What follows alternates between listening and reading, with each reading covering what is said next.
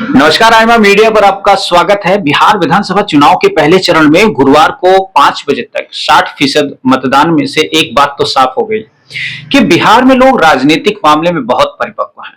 प्रायः ये माना जाता है कि जब ज्यादा वोट डाले जाते हैं तो समझ लेना चाहिए कि मतदान ने सत्ता विरोधी मतदान किया है। तर्क उसके उल्टे भी दिए जाते हैं।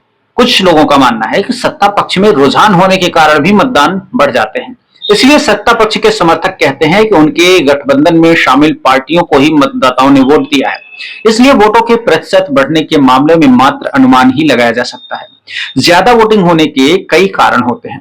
पहला कारण तो यह होता है कि 5 सालों बाद चुनाव आते हैं, तब मतदाताओं की संख्या बढ़ जाती है। किंतु यह दावा करना नितांत नासमझी होती है कि बढ़े हुए वोटर किसी एक ही पार्टी को वोट देंगे।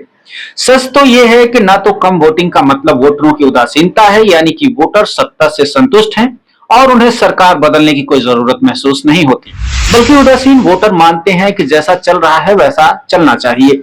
इसी के साथ अनुमान लगाने वाले ज्यादा वोट को बदलाव के पक्ष में मान लेते हैं। कई बार ये अनुमान गलत होता है। दरअसल वोटर तो अपना काम करते हैं और कई कारणों से प्रभावित होते हैं, किंतु भारतीय मीडिया विश्लेषण में भावनात्मक तरीका अपनाया जाता है। आज भी यदि मीडिया पुरानी परिपाटी से ही समीक्षा करेगी तो वो तरीका उसी तरह के परिणाम निकालेगी।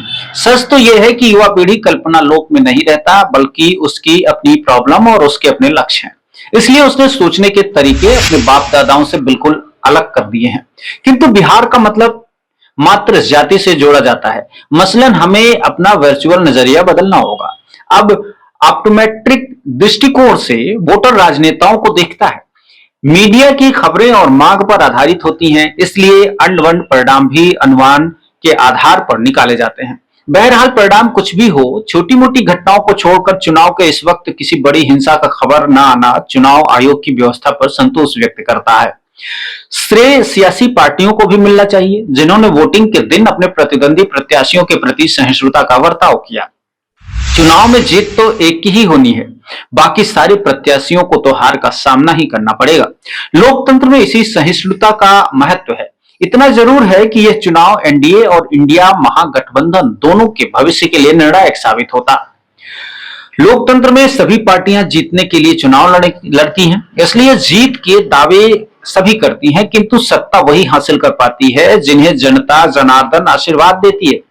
यह तो भारतीय लोकतंत्र की गरिमा है कि जीतने के बाद एक पार्टी या गठबंधन जन सेवा में जुट जाती है, जबकि हारी हुई पार्टी भी अपनी संवैधानिक जिम्मेदारियों के तहत जन सेवा करती है।